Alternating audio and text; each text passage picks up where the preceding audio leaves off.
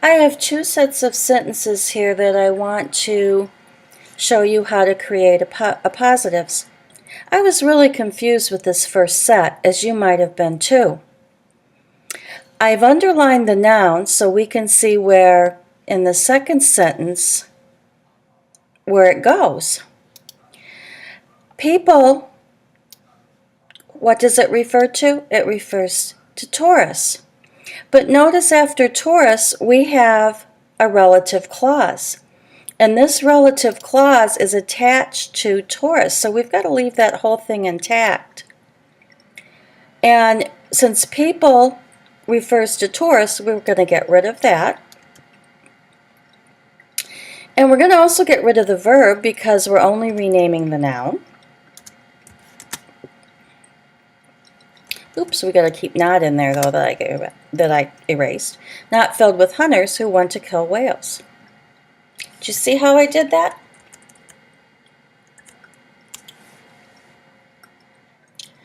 I got rid of this part of the sentence, put it on the end, got to get rid of that period, put my comma in, and I've renamed the tourists, but notice the tourists have that relative clause attached, and we've got hunters. Okay? Now,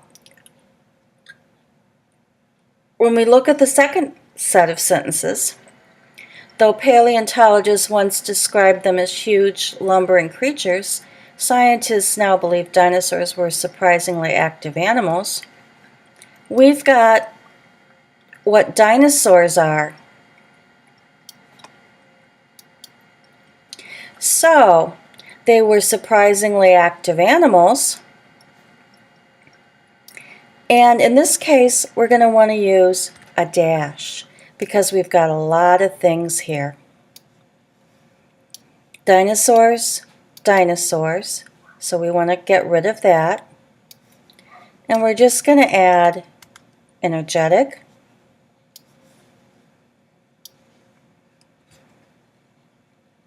Oops, I messed that up.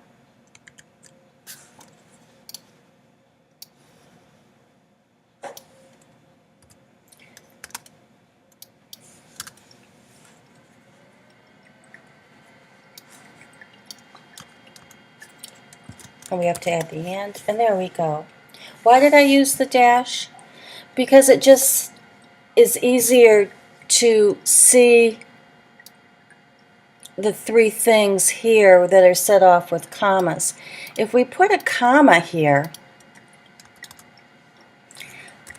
it's confusing to the reader. So in this case, we want to have the dash.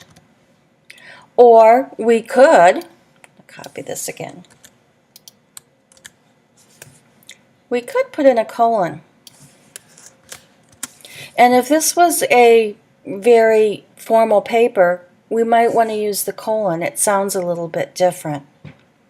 The dash gives us sort of a pause like a comma. The colon makes us stop and think.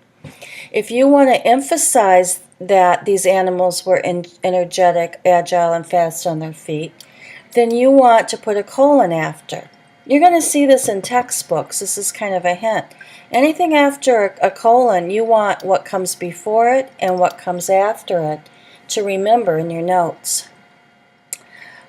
Hopefully that makes some sense to you. If not, please let me know.